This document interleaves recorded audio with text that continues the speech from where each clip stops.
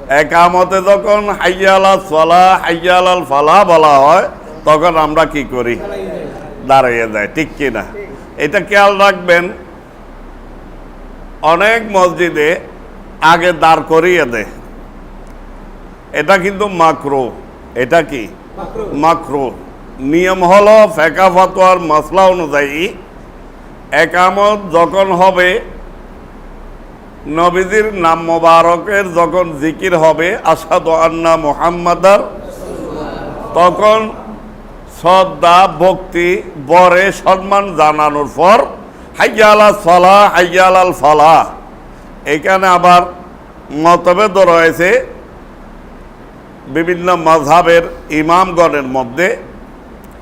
কেউ হাইয়া আলাস সালাহর সময় বলেছেন, কেউ কদ কামতিস সালাহ। একামতের মধ্যে দুইটা শব্দ বাড়ানো হয়, যে এক কদ কামতিস সালাহ বলা হয়।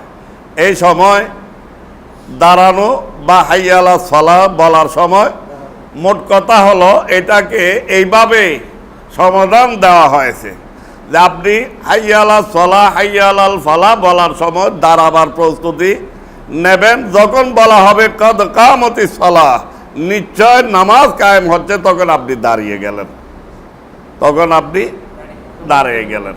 এটা হলো নিয়ম শরীয়তের।